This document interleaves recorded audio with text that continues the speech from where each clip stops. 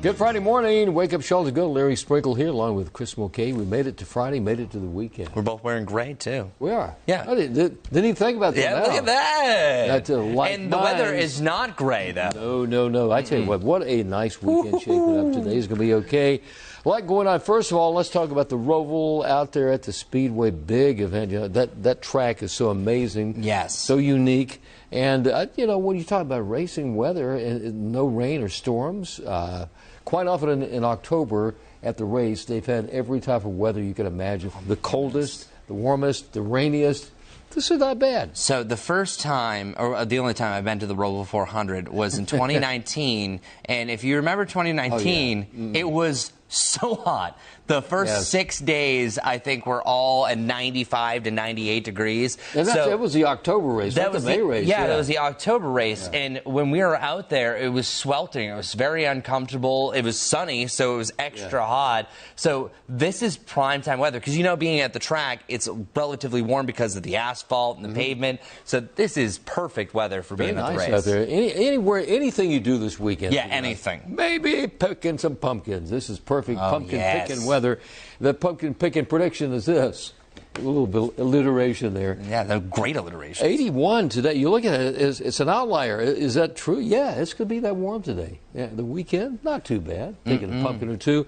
By Sunday, a little more cloudiness around in the upper 60s. So we got the race, we got pumpkin picking. A lot of people love the mountains this time of the year. Yes. And the beach, too. And the beach, too. I actually thought,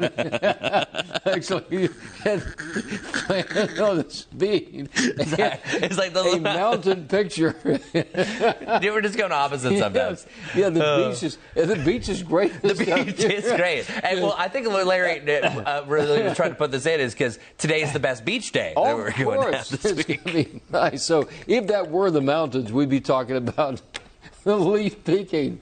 Sorry, there are no leaves at Myrtle Beach like this up there. This is the time. October is such a great time of the year because weather's going to be okay, and we are seeing some of the peaks at the highest elevations. Yeah, and you're seeing, I'm sorry, I'm trying not to laugh.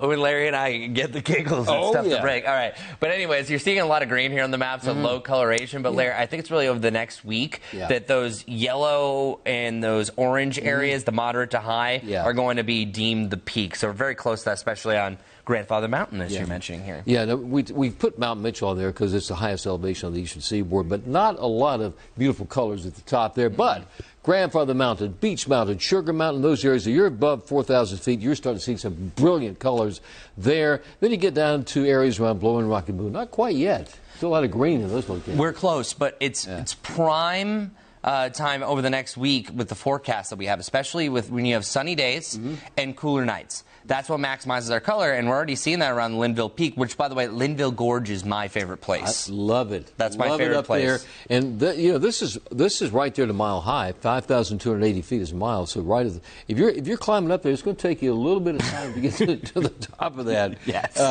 I'm just going to look at this picture right here. But gorgeous. Look at the brilliant colors right there. Once you get above 4,000 feet, so just very, very nice weather. Mountains are looking fantastic, and for us today.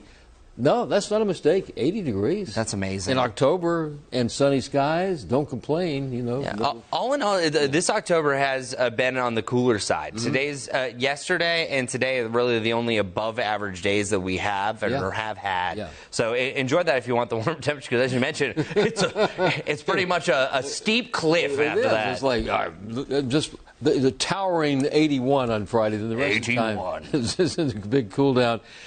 For Sunday, not only the Roval, but the big game at the stadium. Tailgater is going to be kind of chilly out there.